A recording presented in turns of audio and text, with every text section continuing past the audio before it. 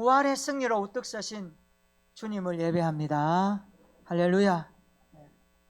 우리가 세상을 살다 보면 어떤 날은, 어떤 상황들은 우리의 마음에 들지 않고 우리의 마음을 힘들게 하고 피곤케 할 때가 들어있죠.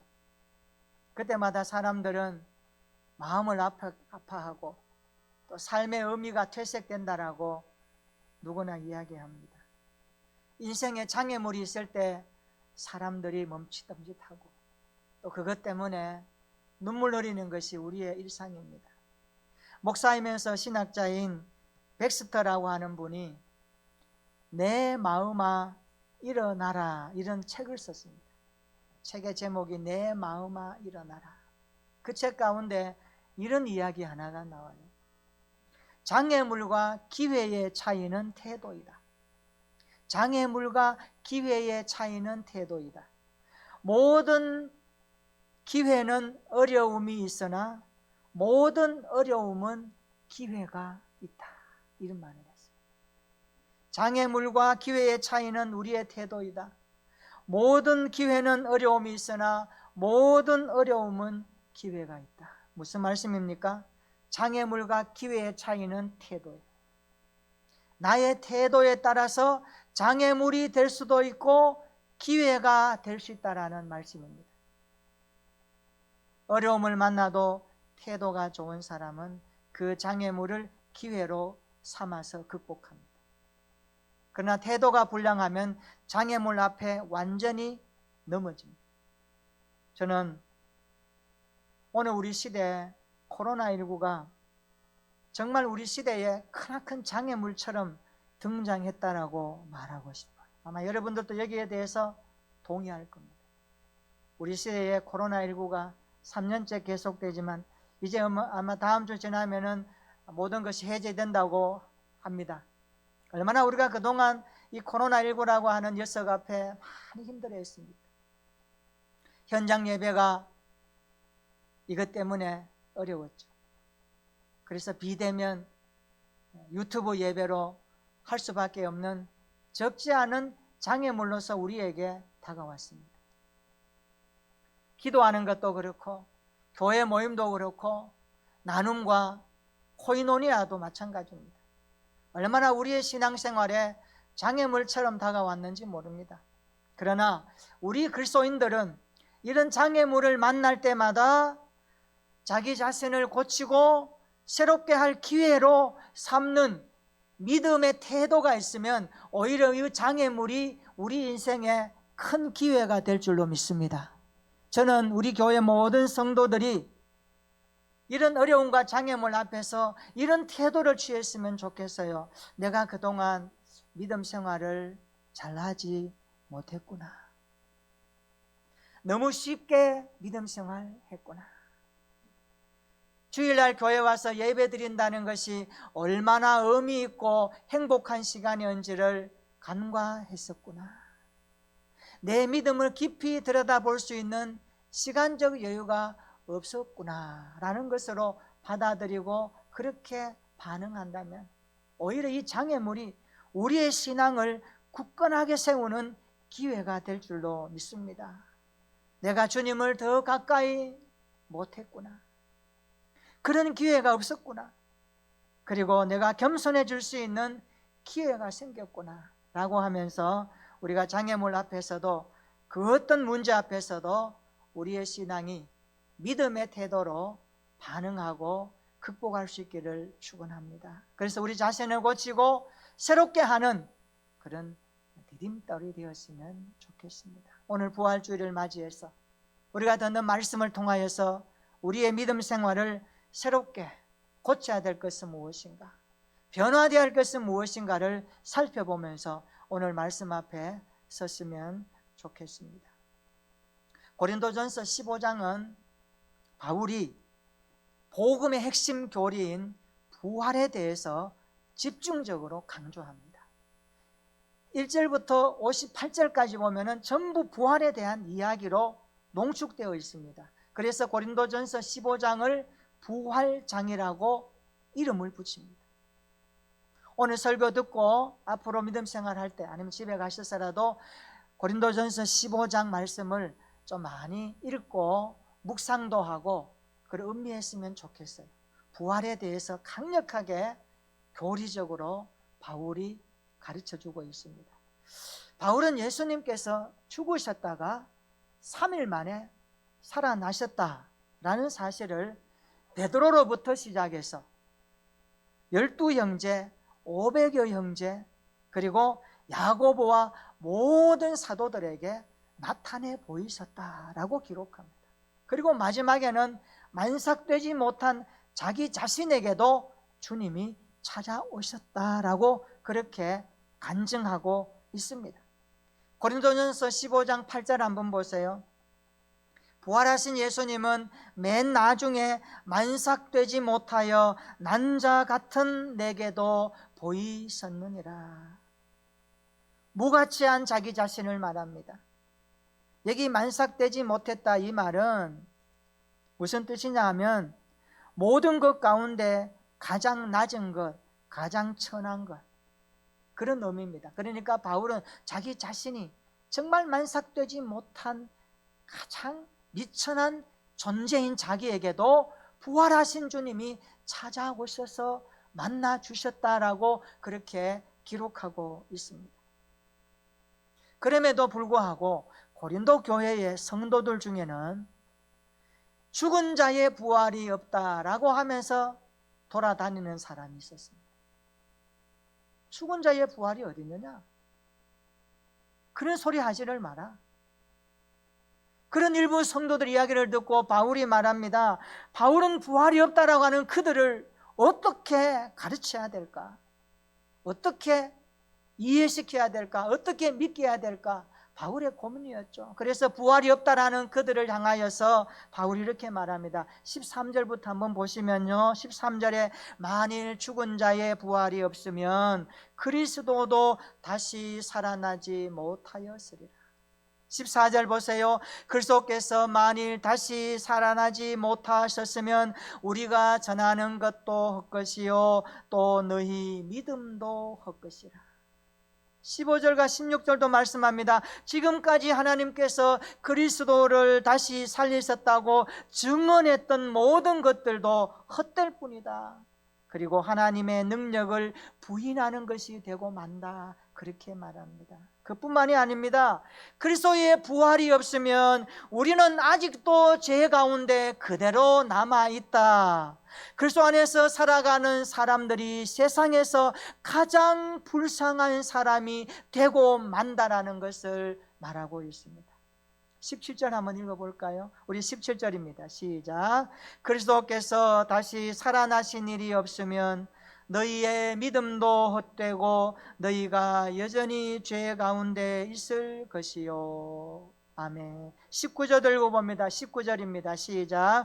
만일 그리스도 안에서 우리가 바라는 것이 다만 이 세상의 삶뿐이면 모든 사람 가운데 우리가 더욱 불쌍한 자이리라. 아멘. 바울은 분명하게 말합니다. 그리스도의 부활이 없이, 그리스도의 희생적인 죽음만으로는 너희가 믿는 믿음의 토대가 될 수 없다. 반쪽밖에 안 된다는 거예요. 믿음의 토대는 예수님의 십자가와 부활을 온전히 믿어야 그것이 믿음 100%가 된다는 것을 여기서 말씀하고 있습니다. 그리스도의 부활은 그분의 희생적인 죽으심을 완성한 것이고 영원히 살아계시는 왕이라는 것을 보여주는 역사적인 사건입니다. 믿기를 축원합니다. 그러므로 우리가 믿는 믿음의 토대는 십자가와 부활입니다. 기독교 신앙의 두 기둥은 십자가와 부활입니다. 이 두 기둥이 튼튼하게 서 있어야 우리의 인생의 집이 무너지지 않는 것입니다. 기독교 신앙이 무너지지 않는 것은 십자가를 붙들고 부활의 소망을 가졌기 때문에 이 세상에 그 어떤 장애물이 오더라도 기회로 삼고 버팀목으로 삼고 다시 주님이 주신 약속을 붙들고 승리하게 되는 줄로 믿습니다. 오늘 부활절 아침에 우리가 하나님 말씀을 펼칠 때에 사도 바울이 정언했던 이 말씀이 우리의 신앙의 귀를 통하여 우리의 마음에 자리 잡아 우리 인생에 살아가는 데에 하나님의 말씀으로, 살아있는 말씀으로 들려주시기를 축원합니다. 기독교 신앙은 십자가와 부활이라는 사실입니다. 사람이 구원을 경험하기 위해서는 그리스도의 십자가와 부활을 믿어야 합니다. 기독교의 두 기둥은 십자가와 부활입니다. 예수님의 십자가 부활은 기독교 복음의 핵심적인 진리요 교훈입니다. 부활은 십자가에 뿌리를 두고 십자가는 부활을 향하여 나아갑니다. 그래서 바울은 구원을 이렇게 기록하고 있습니다. 한번 찾아볼까요? 중요한 말씀입니다. 로마서 10장 9절로 10절. 될 수 있으면 로마서 10장 9절로 10절은 암송하시면 좋아요. 우리가 전도할 때도 많이 인용하는 성경 구절입니다. 로마서 10장 9절로 10절 시작. 내가 만일 내 입으로 예수를 주로 시인하며 또 하나님께서 그를 죽은 자 가운데서 살리신 것을 내 마음에 믿으면 구원을 받으리라. 사람이 마음으로 믿어 의에 이르고 입으로 시인하여 구원에 이르느니라. 아멘. 예수 믿으면 구원받는다, 그렇게 우리가 전하고 전도합니다. 구원은 어떻게 받습니까? 로마서 10장 9절로 10절에서 명확하게 정리해 줍니다. 구원은 입으로 예수를 주로 시인해야 됩니다. 이게 첫 번째입니다. 우리의 입으로 예수님을 주로, 내 인생의 주인으로, 내 인생의 왕으로, 내 인생의 구원자로, 나를 죄에서 구원하실 분은 오직 예수님 뿐이라고, 예수님이 길이요 진리요 생명이라고 내 입으로 예수님을 주로 시인하고, 그것만 하면 안 됩니다. 두 번째는요, 마음으로 예수 그리스도를 받아들여야 합니다. 이게 구원입니다. 구원은 입으로 시인하고 마음으로 믿는 거예요. 마음은 뭡니까? 인격의 중심입니다. 인격을 다하여, 내 온 마음을 다하여, 성경은 너희 성품을 다하여, 목숨을 다하여 라고 말씀합니다. 그렇습니다. 구원은 입으로 주님을 시인하고 마음으로 주님을 믿는 겁니다. 그런데 중요한 것은 하나님께서 예수님을 죽은 자 가운데서 살리신 것, 이것을 시인하고 믿어야 구원이 많은 것입니다. 십자가 죽음과 부활을 믿어야 한다는 말씀입니다. 그래야 구원을 받습니다. 예수님이 행하신 일, 예수님의 사역의 핵심은요, 십자가와 부활입니다. 이것을 위해서 주님은 공생애 3년 동안 제자들에게 하나님의 나라를 말씀하셨고 그들과 먹고 마시며 복음을 전하셨습니다. 내가 복음이다. 내가 곧 하나님이 보내신 메시아다. 그러므로 우리가 믿는 믿음의 토대가 십자가와 부활이 될 수 있기를 축원합니다. 내 믿음의 뿌리가 예수님의 십자가 사건과 부활이 될 수 있기를 축복합니다. 20절 한번 보세요. 뭐라고 합니까? 예수님은 잠자는 자들의 첫 열매가 되셨도다라고 말씀합니다. 잠자는 자들의 첫 열매로 부활하셨다. 우리 농사하는 분들을 잘 알죠? 첫 열매 수확하면 어때요? 첫 열매를 수확하는 것은요, 앞으로 계속해서 수확할 것을 말씀하는 겁니다. 첫 열매 속에 모든 것이 다 따라 있는 겁니다. 첫 열매는 수확물 전체를 대표할 뿐 아니라 후에 거두어질 결실까지도 포함하는 겁니다. 바울은 이 땅에 아담의 죄로 인해 사망이 들어왔지만 부활의 첫 열매가 되시는 예수님 때문에 죽은 자들이 장래에 부활할 것을 강조하며 가르치고 있습니다. 22절 한번 보세요. 아담 안에서 모든 사람이 죽은 것 같이 그리스도 안에서 모든 사람이 삶을 얻으리라, 부활하리라 말씀합니다. 믿으시기를 축원합니다. 그래서 바울은 죽은 자의 부활을 말씀할 때에 순서대로 일어납니다. 먼저 예수님께서 먼저 부활하시고, 예수님이 첫 열매로 부활하시고, 그 다음에 죽은 자들이 그 다음에 부활합니다. 그리고 살아있는 우리들이 부활합니다. 우리들이 부활. 순서가 그래요. 자, 부활이 뭔가? 오늘 고린도전서 15장에서 바울은 강조해서 말합니다. 아마 읽어보신 분들은 그 아마 반복되는 단어가 눈에 들어올 겁니다. 부활이 뭔가? 썩지 아니할 것으로 다시 살아나는 것, 이것이 부활입니다. 썩지 아니할 것으로 다시 살아나는 것이 부활입니다. 42절 한번 보세요. 썩지 아니할 것으로 다시 살아나며, 52절에도 말씀합니다. 썩지 아니할 것으로 다시 살아나고, 53절에도 말씀합니다. 썩지 아니할 것을 입겠고, 54절에도 말씀하지요. 썩지 아니함을 입고 라고 말씀합니다. 예수님이 강림하실 때 죽은 자들이 썩지 아니할 몸으로 부활합니다.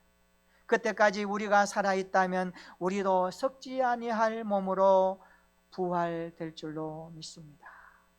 근데 부활을 죽은 자들이 썩지 않을 것으로 다시 덧입는 것을 말하는데, 살아있는 우리 자들을 변화되리라 라는 거니까 변화체를 말하는 변화체. 52절 한번 보세요. 다시 한번 52절 한번 보세요. 나팔 소리가 나매 죽은 자들이 썩지 아니할 것으로 다시 살아나고, 이게 부활이죠. 그 다음 따라서 합시다. 우리도 변화되리라.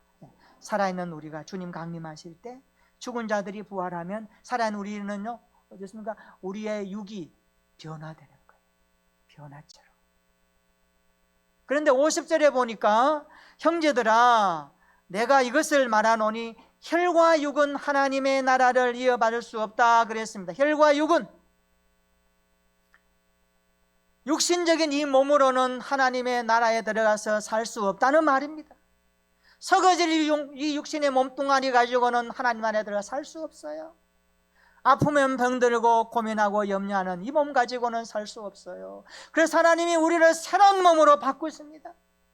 이 부활의 사건은 이것을 우리에게 보여주는 첫 본보기입니다. 예수님이 첫 열매로 우리에게 말씀하시는 겁니다. 그래서 바울이 말합니다. 형제들아 내가 이것을 말하노니 혈과 육을 가진 것은 하나님 나라를 이어받을 수 없고, 또한 썩는 것은 썩지 아니하는 것을 유업으로 받을 수 없다라고 말씀합니다. 혈과 육은 하나님의 나라를 유업으로 받을 수 없어요. 혈과 육은 죽을 수밖에 없는 인간의 육체를 의미합니다. 썩어질 인간의 육체로는 하나님의 나라에 들어가 살 수 없다는 뜻입니다. 반드시 썩지 아니할 것으로 다시 살아나야 하는 것입니다. 믿으시기를 축원합니다. 예수님께서 다시 오시는 그때가 되면 성도는 마지막 나팔 소리와 함께 영원한 삶을 위한 새로운 몸으로 변화될 줄로 믿습니다. 부활할 것을 믿습니다. 강력한 주님의 약속입니다. 이것을 우리의 마음에 오늘 다시 한번 깊이 새겨야 합니다. 우리의 뇌리에 새겨야 합니다. 우리의 가슴에 새겨야 합니다. 우리의 혈관 가운데 피가 흐르듯이 우리의 몸 구석구석에 부활의 신앙이 흐르기를 축원합니다. 이 신앙이 있어야 이 시대 가운데 이길 수가 있는 겁니다. 이 시대 가운데 우리가 사는 길은 부활의 신앙입니다. 십자가 위에서 부활의 꽃을 피우신 주님의 영광을 목도하는 것은, 십자가에서 죽으신 예수 그리스도를 입으로 시인하고 그를 다시 살리신 예수 그리스도를 믿는 구원의 신앙은요, 우리의 인생의 두 기둥으로 자리 잡아야 합니다. 그래야 우리의 신앙이 요동되지 않는 것입니다. 갈수록 옛날보다는 지금이 점점 더 많이 흐릿해진 것 같아요. 과거에는 부활절이 되면은 참 우리의 믿음의 선조들은요, 하나님 앞에 온매무시부터 단장을 하고 예배드리면서 부활의 아침을 맞이하여 주님 앞에 우리의 신앙 고백으로 예배드렸던 감격적인 시간들이 많았는데, 시간이 갈수록 너무너무 무뎌진 것 같아요. 시대가 이렇고 보니 우리의 마음 상태는 어떻습니까? 시대와 함께 편성하여 살아가면서 부활하신 주님을 믿기는 믿는데 감격이 없어요. 마음속에 하나님이 주신 은혜에 솟아나는 역사하는 그런 역동성이 많이 약해진 것 같아요. 여러분 어떻습니까? 오늘 아침에 눈을 떴을 때에 부활하신 주님을 기억하며 생각할 때에 그 주님 앞에 어떻게 반응하셨습니까? 어떤 믿음으로 고백하시며 기도하시면서 오늘 주의 교회에 오셨습니까? 하나님, 내 마음에 이 부활의 신앙이 다시 한번 새로워지게 해 주시옵소서. 우리 주님이 부활하셨는데 내가 그 주님을 믿는다고 하면서 감격 없이 밍숭맹숭하게 살았던 나의 연약한 믿음을 다시 한번 새롭게 다듬어 달라고 이 아침에 주님 앞에 기도할 수 있기를 축원합니다. 이것이 부활의 사람들이 가져야 될 영적인 모습이에요. 혈과 육은 하나님의 나라를 유업으로 받을 수 없습니다. 그래서 바울은 말합니다. 영원한 삶을 위한 새로운 몸으로 너희가 변화되리라. 여러분, 이 몸을 기대하시고 이 날을 소망하면서 사는 우리 앞에 그 어떤 어려움이 있더라도 절망하지 마시고 걱정하지 마시고 더 힘있게 그 장애물을 기회로 삼아 하나님의 약속을 붙들고 전진할 수 있는 믿음의 사람들이 되기를 축원합니다. 이런 믿음 있는 자에게는 세상이 감당하지 못하는 능력이 있는 거예요. 우리 그리스도인들은요, 세상 사람들과 대항하여 싸울 때 일당백의 사람으로 사는 겁니다. 세상의 무리들이 편성하여 사는 가치관과 인생관으로 살지 않습니다. 썩은 물에 그리고 썩은 물고기가 흘러내려가는 것처럼 사는 자가 아닙니다. 우리는 세상의 방향을 거슬러 올라가는 자입니다. 그래 우리는 영적인 전쟁의 선두 역할을 감당하는 거죠. 이것은 우리의 신앙의 마음가짐에서 출발하는 겁니다. 51절 한번 보세요. 보라, 내가 너희에게 비밀을 말하노니 우리가 다 잠잘 것이 아니다. 마지막 나팔의 순식간에 다 변화되리라. 이 변화되리라, 이 말은 52절에 변화되리라 라는 말과 같은 의미입니다. 우리는 순식간에 홀연히 다 변화됩니다. 이 변화는 썩음을 거치지 않는 변화입니다. 썩지 않은 몸으로 변화되는 겁니다. 그렇습니다. 주님을 믿음으로 구원받으면 썩지 아니하는 천국을 유업으로 받는 것입니다. 그곳에서 우리는 영원히 사는 것입니다. 우리 54절 한번 읽어볼까요? 54절 다 같이 시작.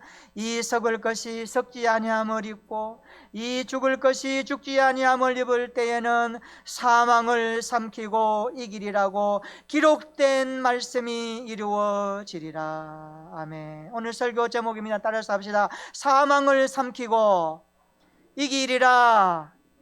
아멘. 사망을 삼키고 이기리라. 예수님의 부활은 사망을 삼키고 이긴 승리의 사건입니다. 할렐루야. 예수님이 첫 열매로 부활하셨습니다. 우리가 주님을 믿으면 주님처럼 부활하는 겁니다. 이것이 약속하는 하나님의 말씀입니다.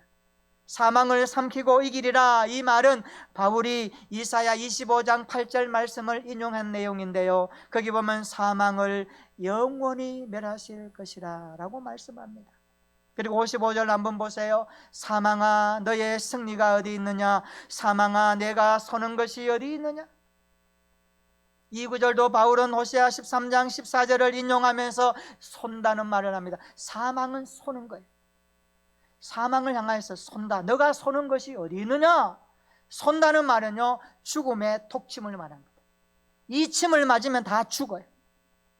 그만큼 사망이 가진 살해 능력이 강력하다는 것을 말합니다. 온 인류는 사망의 독침을 받았습니다.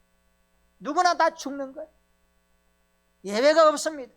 모든 사람이 죄를 범하였음에 하나님의 영광에 이르지 못했다. 56절 한번 보세요. 사망이 소는 것은 죄요 죄의 권능은 율법이라. 사망은요, 죄의 결과로 오는 것입니다. 그렇죠? 죄의 결과로 사망이 옵니다. 죽음이 왜 있습니까?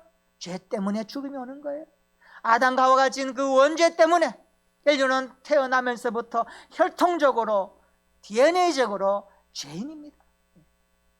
우리 인간은요, 원죄 때문에 다 죽어요. 이 죄는요, 부모로부터 이어지는 피를 타고 인류 대대로 흐릅니다. 이 문제 해결되지 않으면 구원 못 받는 거예요. 주님은 이것 때문에 오신 거거든요. 그래서 죄는 율법을 통해서 인간을 정죄하고 지배합니다. 율법이라는 놈은 굉장히 여기 아주 영악해요. 인간을 막 정죄하고 지배합니다. 이게 오늘 56절에서 말하는 사망이 소는 것은 죄요, 죄는 그 권능으로 율법을 통하여서 다스린다 그랬어요. 사망은 예수님이 오시기 전까지 모든 인간에게 절대적인 권세를 휘두른 폭군이었습니다. 모든 인간은 어느 누구도 이 사망과 상대하여 이길 수가 없었습니다. 백전백패였습니다. 어느 누구도 사망과 상대하여 이긴 사람이 없습니다. 그런데 예수님은 이 사망을 삼켜버렸습니다. 사망을 정복하셨습니다. 이게 부활입니다.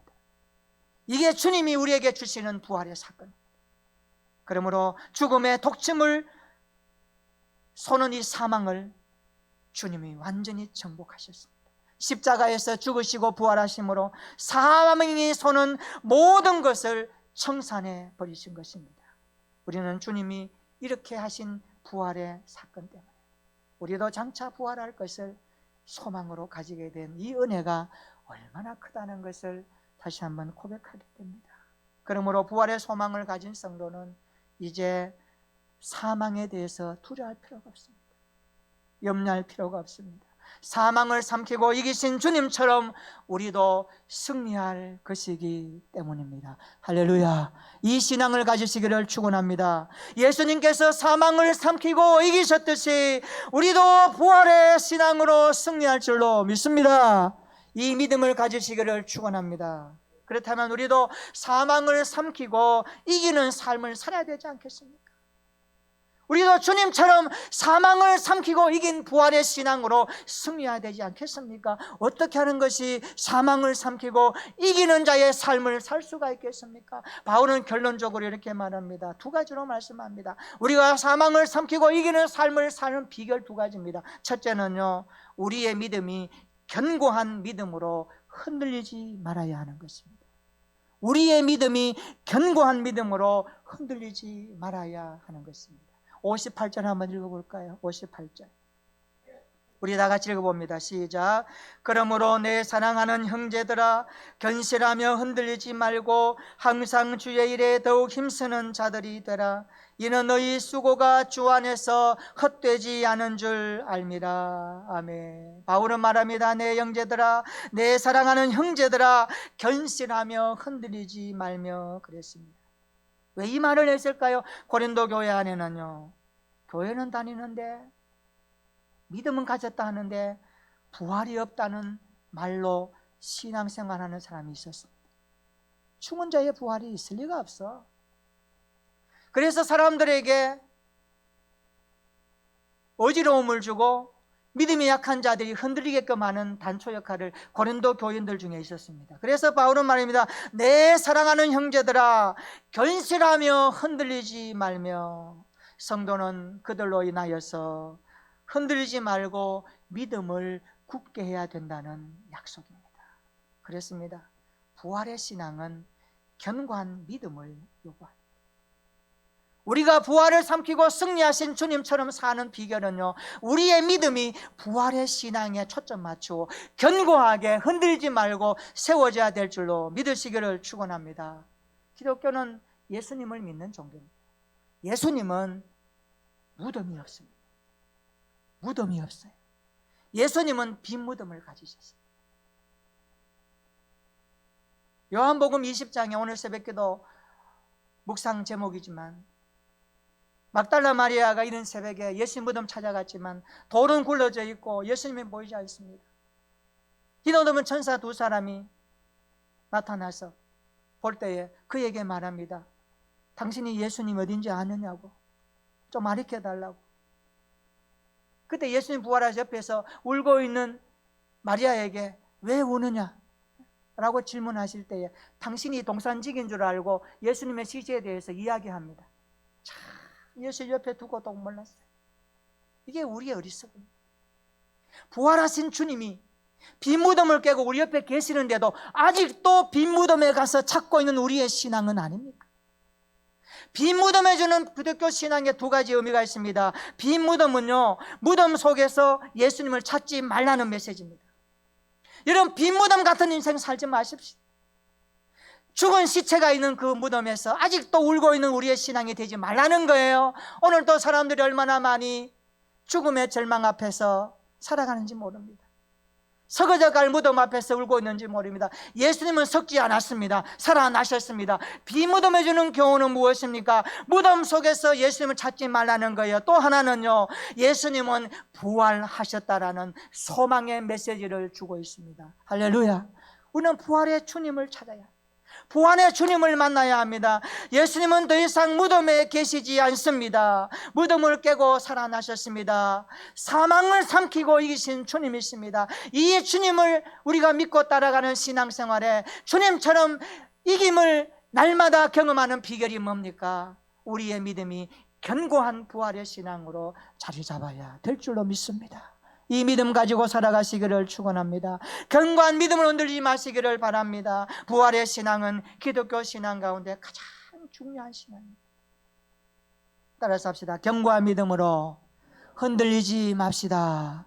우리의 믿음이 부활의 신앙의 길을 축원합니다. 예수님의 십자가의 길을 축원합니다. 사망을 삼키고 이기신 주님처럼 우리도 그런 삶을 살기 위해서 두 번째는요, 항상 주의 일에 더욱 힘쓰며 살아야 하는 것입니다.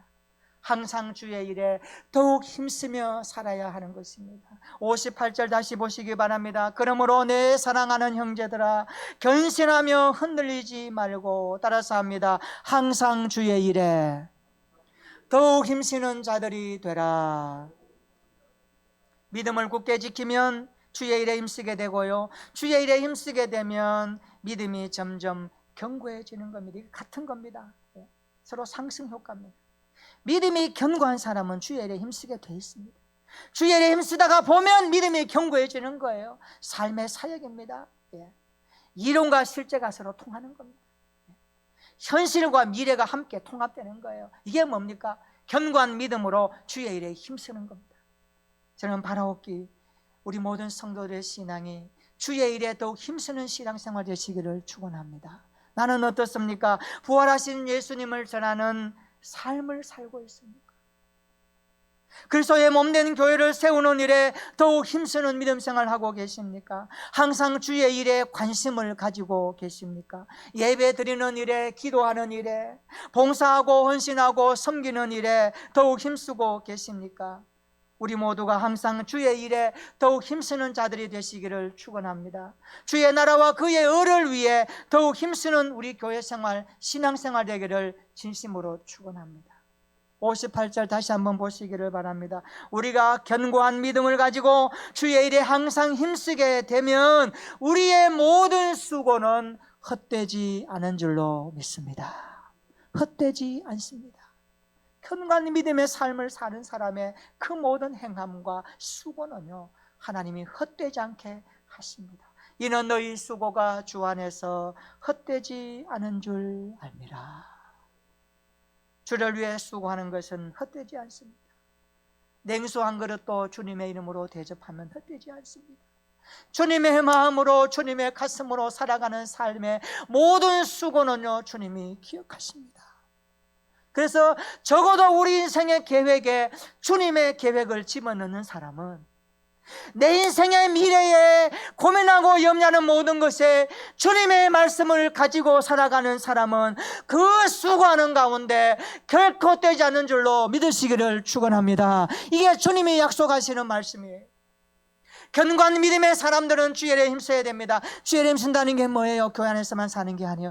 교회 밖에서 살아가는 삶의 현장 가운데서도 부활하신 주님의 약속을 붙들고 내가 주님의 제자로 살아가는 삶의 의미를 그곳에서 실천하기 위하여서 사람들에게 용납하고 용서하고 사랑하며 기도해주며 믿음의 사람으로 사는 삶의 모습이 그들에게 복음으로 투영되어져 살아갈 때에 나타나는 모든 수고와 행함은 주님이 기억하시고 헛되지 않게 하실 줄로 믿으시기를 축원합니다. 이 믿음이 우리에게 있어야 되는 거예요. 이 믿음을 가지고 사는 사람이 되시기를 축원합니다. 우리의 삶이 주 안에서 하는 모든 수고가 헛되지 않기를 축원합니다. 남편을 따라서 인디안 마을에 들어간 한 여인이 있었습니다. 우리가 아는 대로 인디안 마을은 환경이 그렇게 좋은 곳이 아닙니다. 굉장히 열악합니다. 들어가서 사는데 자기 집이 오두막집입니다. 형편이 없었습니다. 황야와 같은 그러한 환경이었습니다.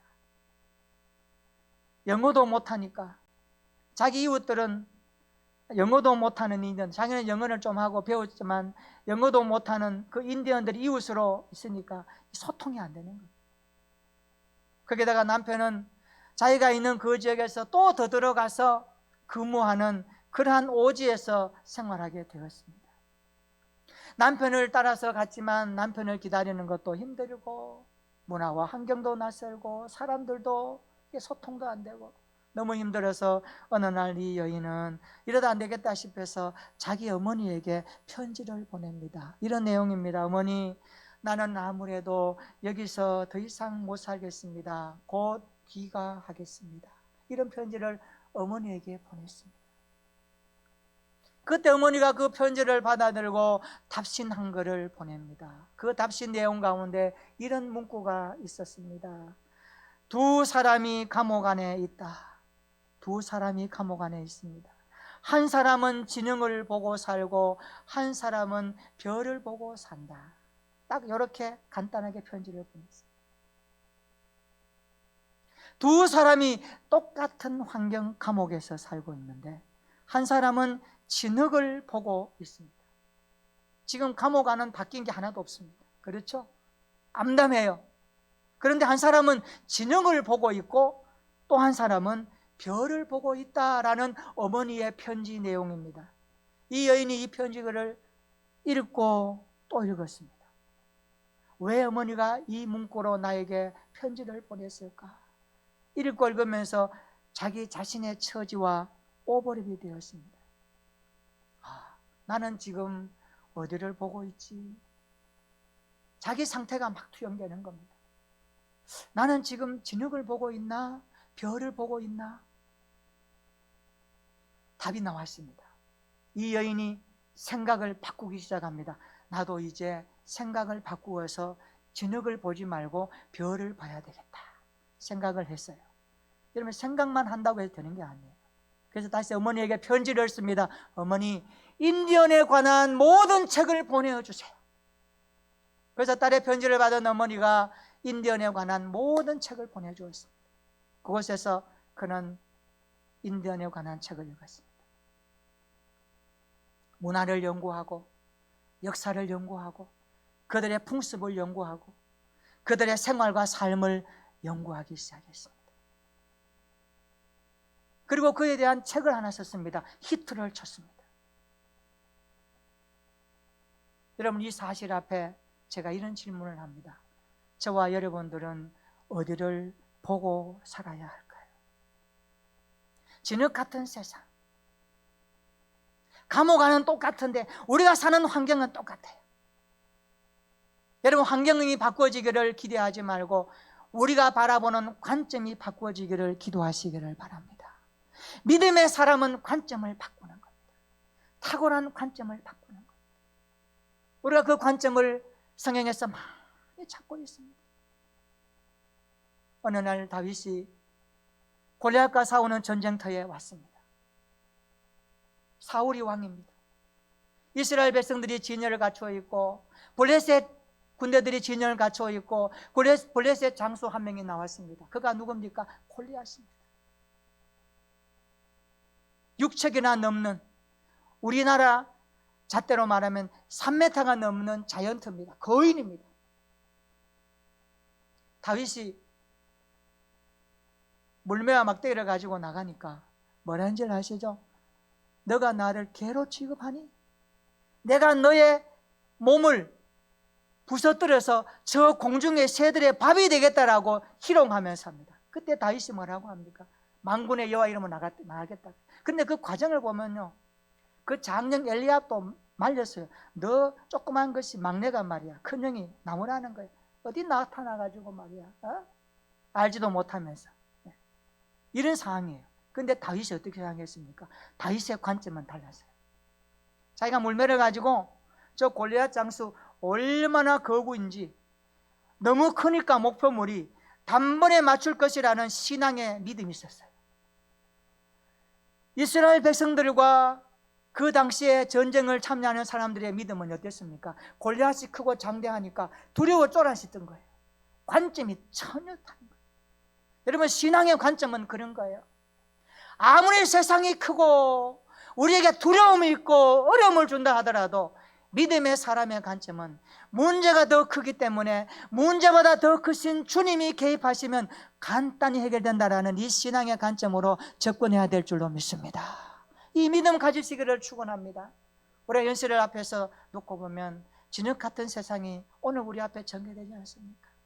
얼마나 사람들이 칼팡질팡하는지 모릅니다.